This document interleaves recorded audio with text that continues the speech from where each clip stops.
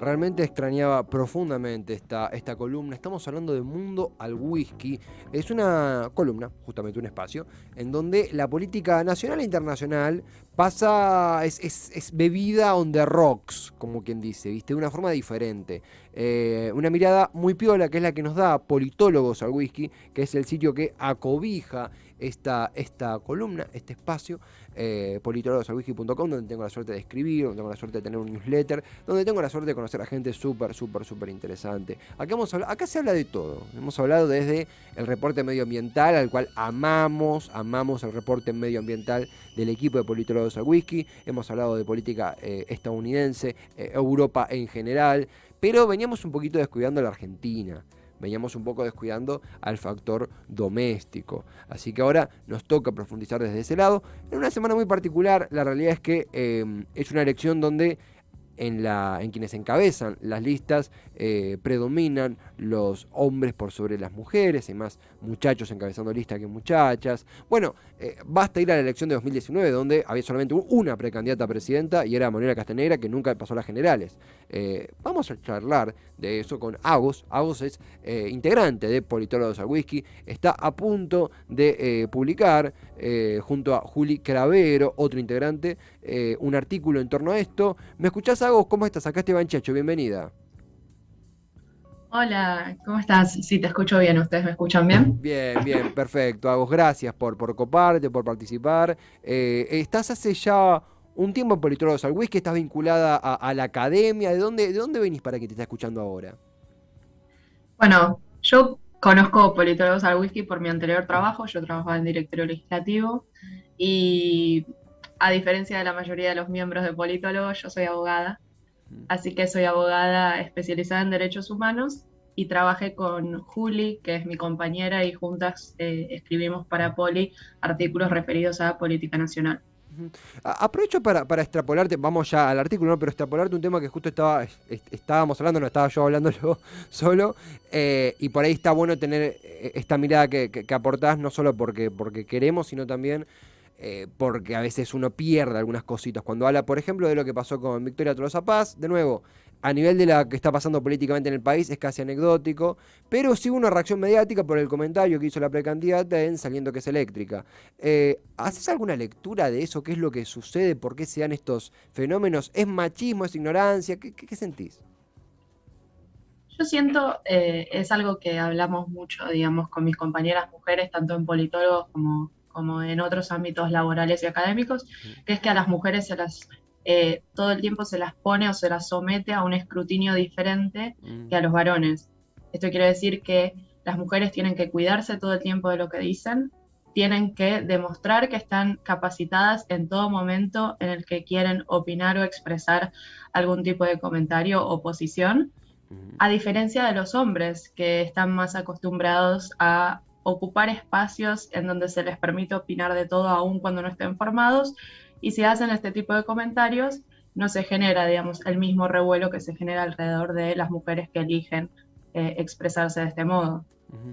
También a mí a veces me da la sensación de que estamos en un país comparado con otros países del continente muy avanzado en políticas de inclusión y demás, pero hay veces que creemos que estamos más avanzados o somos un país más progresista de lo que realmente somos, porque bastó para que una precandidata hable de relaciones sexuales para que, no sé si el arco político, por ahí es sobredimensionar, pero sí parte de los medios sacaran casi que el típico rap de lugares comunes. Mediáticamente también se da eso, ¿no? No solo en lo político estrictamente. Bueno, mira, como abogada te digo que, por ejemplo, la ley siempre está detrás de la realidad, así que los avances que damos en términos normativos, en términos de discusiones en la agenda pública, van muy por detrás de lo que se da en el día a día. Y esto quiere decir que también los políticos suelen estar muy por detrás de las discusiones y las conversaciones cotidianas que tenemos los ciudadanos más comunes y, bueno, los más involucrados y involucradas en estas temáticas. Ujú.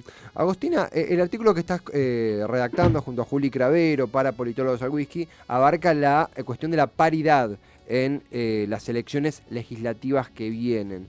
La pregunta casi cae de madura. ¿En qué nivel, qué grado de paridad se está manejando en estas legislativas y por qué crees que se da ese término, ese resultado que has analizado? Bueno, La situación es bastante diferente en la Cámara de Diputados y en el Senado. Ujú, En la Cámara de Diputados hoy aproximadamente tenemos un 42% de paridad, que se acerca bastante a ese 50% al que apuntamos. ujú, Se espera igualmente que después de las elecciones legislativas de noviembre no se llegue a ese 50%, y esto tiene que ver por el sistema, digamos, de distribución de bancas, que en el caso de la Cámara de Diputados lo elige cada partido y suelen elegir el sistema DONT, que no nos vamos a poner a explicarlo porque sería muy, muy técnico, sí, sí. pero esto no garantiza, digamos, que en estas elecciones lleguemos a ese 50%. Sin embargo, nos vamos a acercar bastante. En cambio, en el Senado es muy diferente la situación, Ujú, porque como sabemos, por provincia entran 3 senadores o senadoras, ujú, son 2 por la mayoría y 1 por la minoría.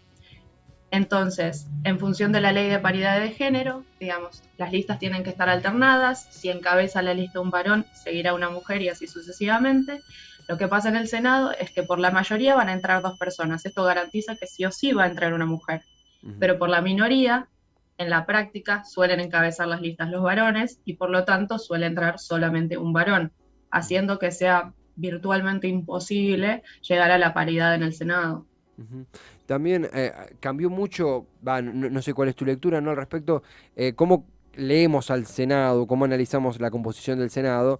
Hubo una especie de ruptura o de mayor compromiso ciudadano desde que fue en 2018 el rechazo a la ley del aborto. Sin embargo, el Senado pareciera ser que se resiste, ¿no? a esta paridad, así como a diferentes ayornamientos. No sé si es algo específico de la Cámara Alta o si se trata de algo que puede cambiar en el corto plazo, no sé vos cómo lo ves. Yo lo veo más relacionado a que en el Senado se da una lógica provincial. Sí, Digamos, sí. sabemos que en el Senado se persiguen los intereses de cada una de las provincias y las provincias suelen tener una lógica que se aleja más de lo que acá en Ciudad Autónoma de Buenos Aires vemos como los avances en términos de paridad de género e inclusión de grupos históricamente vulnerados. Porque también así como vemos que las mujeres no llegan al Congreso, hay otros grupos que no llegan al Congreso, Ujú, o llegan en mucha menor proporción. ujú, ujú. Agostina, estamos charlando con Agostina de Politólogos al Whisky. Es el artículo que sale, perdón, el fin de semana, el sábado o el domingo. ¿Sabes que se me escapó el día?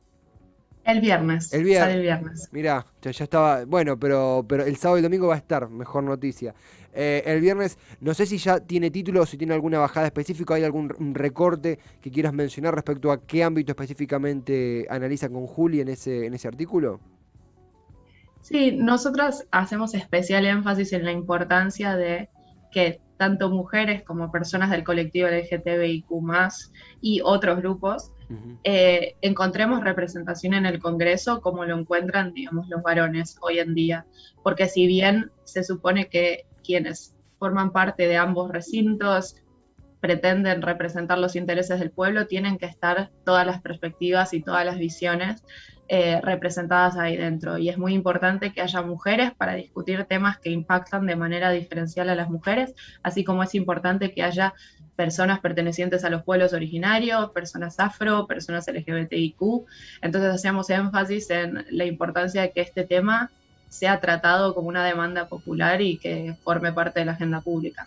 ¿Vos sentís hay diferentes tesis que postulan de que, por ejemplo, el matrimonio igualitario es algo que hoy se derrama más allá de las fuerzas progresistas de izquierda o peronistas? Por ejemplo, una fuerza de centro derecha como Juntos por el Cambio jamás abiertamente se posicionaría en contra del matrimonio igualitario y que incluso toman algunas banderas del colectivo, así como también otras fuerzas más de derecha que jamás expondrían, más allá de lo que piensen, se expondrían en contra del matrimonio igualitario. De hecho, acobijan o tienen corrientes colectivos dentro de ella que abonan al colectivo LGTBIQ+. ¿Sentís que es así o eso es más bien algo muy relativo? No, yo creo que tenés razón. Cuando pasa el tiempo y los derechos, ya derechos adquiridos y digamos, la ciudadanía en general empieza a normalizar un tema que no estaba tan normalizado, fue, digamos, el igualitario. Agostina, Costo. te pierdo un poquitito. A ver, ahí querés hablar. Justo se cortó un poquitito, se entendía, pero por las dudas. eh, ¿Ahí me escuchás? Se escucha un poquito. Ay, Se cortó, no pasa nada, cosas que suceden, tiempos de Zoom. Es Agustina de Politólogos al Whisky. Estábamos conversando sobre la cuestión de, bueno, si ciertas consignas del colectivo LGTBIQ+, por ejemplo, se derraman más allá de las fuerzas progresistas, peronistas de izquierda. Creo que nos comentaba que esto podía ser así. Agustina, ahí me escuchás, a ver si te copiamos un poquito mejor. ¿Me escuchás a vos? yo te escucho perfecto, ¿vos me escuchás? Excelente, mil disculpas, cosas que suceden. Mencionabas de que era algo que sucedía esto del derramamiento de ciertas inclusiones más allá de las fuerzas progresistas.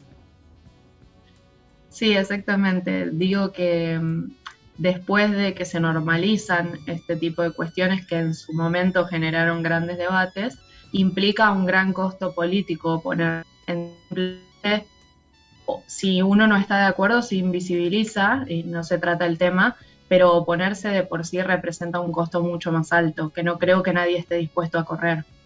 Sí, sí, coincido y es interesante ver cómo está pasando de nuevo, no solamente en fuerzas de centro-derecha, sino de derecha, si bien, bueno, hay un montón de cosas que después que dicen que son terribles. En ese sentido, Agostina, comenzando a concluir, está esa creencia, ¿no?, de que cierta porción de la juventud hoy está volcada a fuerzas liberales, que también pueden ser leídas como fuerzas conservadoras, y que también es una elección donde cada vez se multiplica más la oferta de derecha, que uno asume que implica menos derecho y menos inclusión, menos diversidad.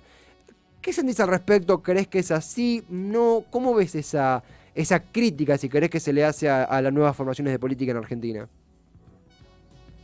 Creo que hay un sector de la juventud que el resto de las fuerzas políticas no va a traer, eso es verdad, eso es cierto, y es una crítica que las diferentes fuerzas políticas deberían hacerse. Tampoco creo que la proporción sea tan alta como se dice. Ujú. Sí llama la atención lo que creció respecto a otras elecciones anteriores. Me parece que justamente la juventud que no se ve representada en las formas más tradicionales de política, y justamente los discursos de las fuerzas más progresistas deberían apuntar a esa gente. Es un desafío, digamos, al cual yo no le encuentro solución en este momento, pero me parece que el foco debería estar puesto ahí sin dudas. Y también te comparto, no solo en lo político, sino también en lo mediático, porque esto invita a una introspección.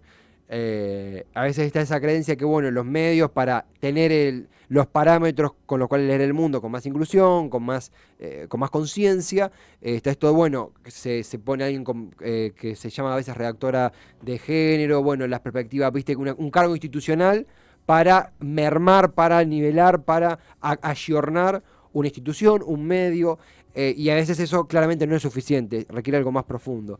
En la cobertura, mismo en la parte legal que vos cubrís o que vos conocés como abogada de derechos humanos, estas elecciones marcan una diferencia en torno a otras elecciones con otros parámetros, quizá menos ayornados, o aún seguimos un poquito estancados en la concepción y en el tema de la inclusión. Yo creo que hay un esfuerzo, sin dudas, en tratar de incorporar esta agenda. Mm, Se ve, digamos, en la campaña de todas las fuerzas políticas, pero no creo que haya una incorporación o una integración verdadera al discurso. mm, Se nota porque claro, se desdibuja el discurso en cuanto uno lo pincha un poco. mm, Esto no quiere decir que sea negativo de por sí, me parece un avance que se incluyan estos temas en las campañas y en las plataformas electorales, pero sin duda falta más gente y más perfiles técnicos y preparados haciendo campaña y formando parte de la política partidaria. mm. Sí, coincido, Agostina, también lo que hacen junto a Juli Clavero en Politólogos al Whisky, da las categorías, imagino, todavía no vi el artículo, pero imagino que dará un montón de categorías para abordar esto. Consultarte, porque estás en varios sitios, en varias facetas. ¿Dónde podemos leerte, consultarte, red social que quieras dejar? El micrófono es todo tuyo, Agos. Bueno, yo tengo con Juli Cravero, que es mi compañera, un podcast. Ujú, Nos pueden escuchar en Spotify, se llama Minas que Opinan, ujú. y ahí tratamos de incorporar voces más disidentes que normalmente no tienen plataformas para expresarse, así que ahí van a encontrar tanto mujeres como personas de la colectividad LGTBIQ. y hablamos de temas de política nacional con una perspectiva de género. Ujú. Agostina, estaremos atentos al podcast, estaremos atentos al viernes, al artículo en Politólogos al Whisky. Gracias en serio por coparte en salir al aire y será hasta la próxima. Gracias a ustedes. Un placer, Agostina. Agostina, de Politólogos al Whisky. Paridad de género, el estado de la paridad de género en las elecciones venideras, en las PASO, digo bien, y por supuesto en las legislativas, también llamadas generales. Hace banda que no teníamos Mundo al Whisky, nos pone re contento reincorporarles a esa gran familia. Es una familia más que un grupo que es Politólogos al Whisky. También algo interesante para ver en las elecciones, en cuanto a cuando vemos cuántas varones y cuántos muchachos y cuántas muchachas hay encabezando las listas, es lo que ella mencionaba. Lo diferente que es cuando un precandidato hace un comentario y cuando una precandidata hace un comentario. Y una cuestión de violencia política, porque es violencia discursiva, que se está viendo con el gobierno de Alberto Fernández, como uno va, viste, soltando ideas, es el tema de a Cristina hasta un punto la manejaba el marido, decían, cuando muere Néstor es una arpía, una persona que se ha aislado completamente, ahora es el titiriteo, o sea, son conceptos que mutan, pero siguen estando y son una mierda, digo, realmente una subestimación de la inteligencia pensar así y daña mucho el discurso político y la crítica política que necesitamos para ver la realidad. Más allá de que está mal y uno se opone, necesitamos categorías profundas para entender la realidad. Y gente como Agos nos las permite tener.